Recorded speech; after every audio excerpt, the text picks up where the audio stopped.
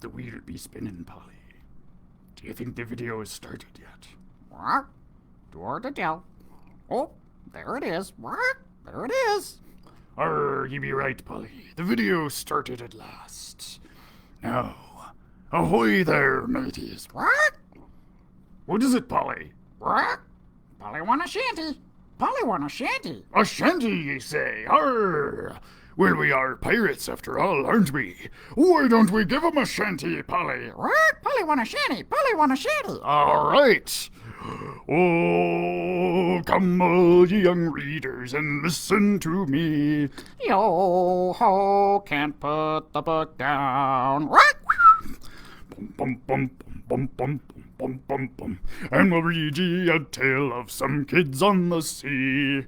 If you give us the time, we won't put the book down. What? Bum, bum, bum, bum. Oh, when you read a good yarn, 'tis the best thing of all. Yo ho, can't put the book down. What? Bum, bum, rum, bum, rum, bum, bum. They're the best things you'll find at libraries and malls. Oh, if you give us the time, we won't put the book down. What? Bum, bum, bum, bum, bum, bum, bum, bum, bum. So now's the time. Oh my, we lost the tune. What? Sorry. That was my fault, Polly. What? It's okay. What? Well, I want a story. Well, I want a story. Yeah, we lost the tune. No sense finishing the shanty now, is there, Polly? What? Nope. No sense. What? Well, I want a story. Well, I want a story. All right then. Let's give 'em a story, Polly. For today, we be continuing with Pirate School, The Curse of Snake Island. Now, you may remember that when we last left off, Pete and the Pirate School gang were all aboard Snake Island, and they were taking a shortcut through the jungle to try to reach the treasure of Snake Island before the rest of the crew. But will they succeed? Now that we don't know yet. We'll have to find out today.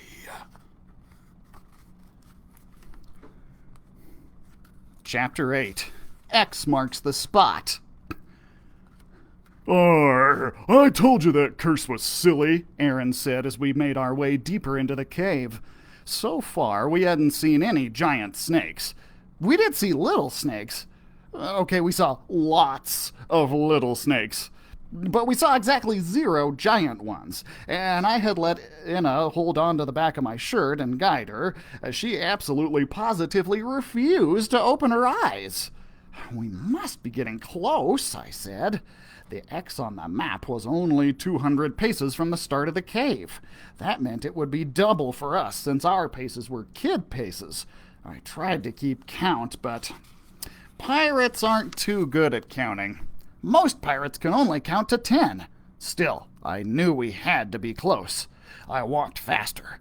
There was no sign of the giant snake, so there was no reason to go slowly and carefully.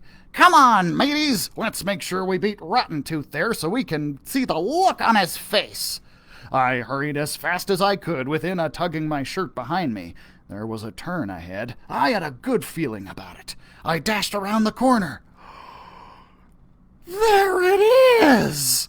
I couldn't even believe my eyes. I gulped. In front of me was the biggest, tallest, most giant pile of treasure I'd ever seen in my whole life. Blimey, I shouted. I was so happy I danced around. I didn't even care that pirates aren't supposed to dance. Aaron ran at the mountain of gold coins and dove in like he was just diving into the ocean. Vicky tossed coins around like she was splashing in waves. Inna still had her eyes covered. Look, Inna, we found the treasure. There's even jewelry, I told her. Inna loved jewelry. Are you sure it's safe to look? She asked. Sure, I'm sure, I told her. Then Inna took her hands away from her face and opened her eyes. Her eyes got real wide and her mouth fell open. I couldn't blame her. It sure was quite a treasure. But then it was my turn to bring my hands up to cover something. Only I was covering my ears because Inna started screaming at the top of her lungs. Then she pointed. I turned around. In front of me was the biggest, tallest, most giant snake I'd ever seen in my whole life. Chapter 9. Eye to eye. I poked my head out from behind the rock. I saw the snake slither our way. It looked mean. It looked even meaner than Rotten Tooth covered in stinky fish guts.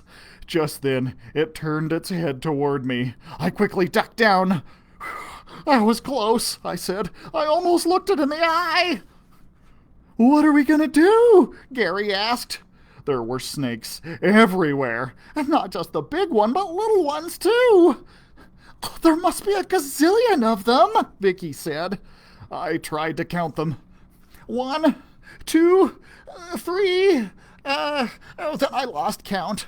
"A gazillion seems right," I said. We were trapped. There was no escape. "Inna, what did the riddle say about breaking the curse?" I asked. Inna spread her fingers apart just the tiniest bit. It was enough that she could read the riddle. "To break the snake's curse, use the curse in reverse." As she read, I caught a glimpse of her necklace. It gave me an idea. "Inna, can I borrow your necklace?" I asked. Inna shook her head. "No way! But I need it to defeat the snake," I pleaded. "Are you going to hypnotize it?" Gary asked. "Not quite," I said. Then I asked Inna for her necklace again. "Pretty please, with sardines on top," I begged. "Promise nothing gross will happen to it?" "I triple promise," I told her. Finally, she handed me the necklace. I held it out in front of me and slipped out from behind the rock. I kept my eyes tightly shut. I could feel the snake slithering right up next to me. A shiny necklace dangled between us. Then the giant snake leaned in closer. I held my breath. Suddenly the hissing stopped. Everything was quiet.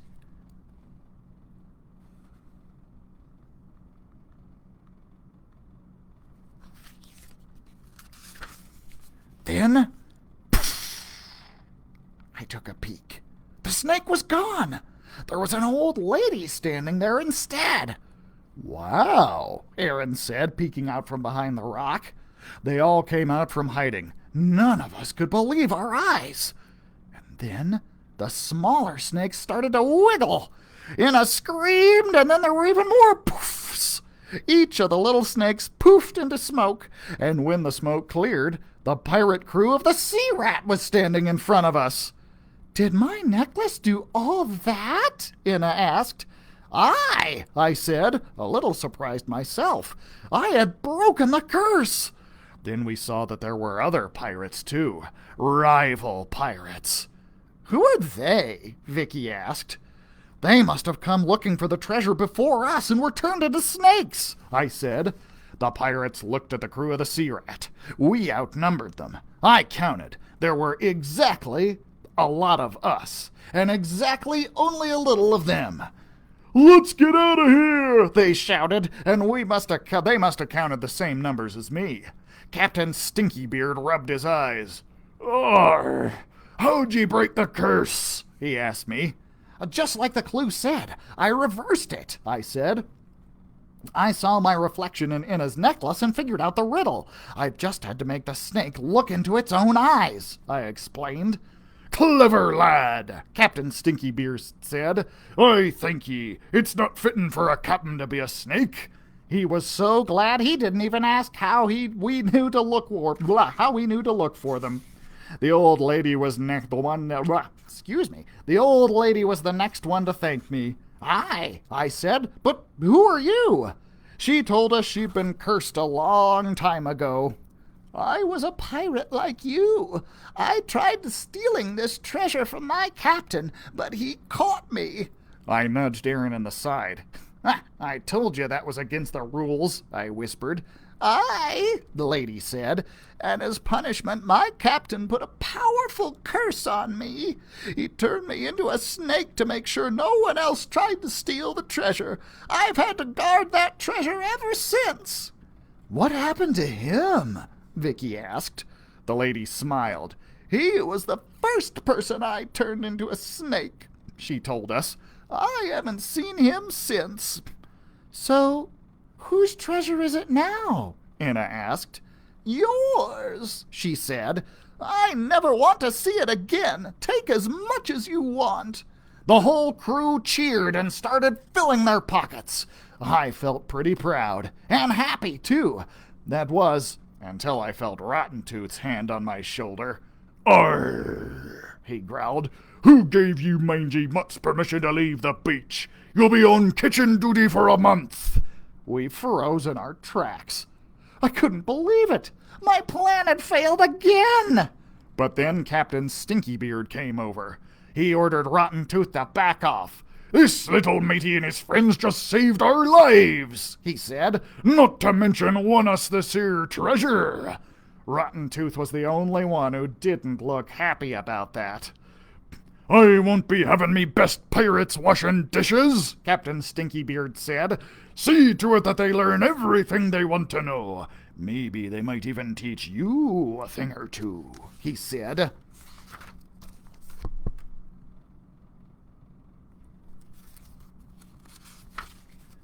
"Hooray!" we shouted. We jumped up and down, and then the captain winked at us to let us know that it was okay to dance around. We danced the whole way back to the Sea Rat, and on the way we made a list of all the things that we wanted Rotten Tooth to teach us. After he took a bath, of course.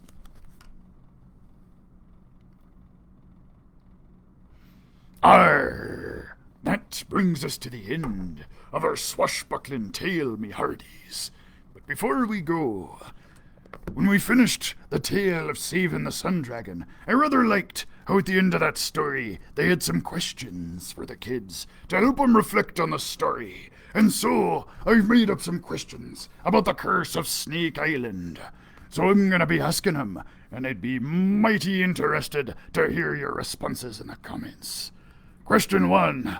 What do you think happened to the captain who cursed the old lady to be a snake? 'Cause he was turned into a snake, we know, by the old lady who was made a snake on Snake Island. But we never learn what happened to him, so what do you think it was? Question 2.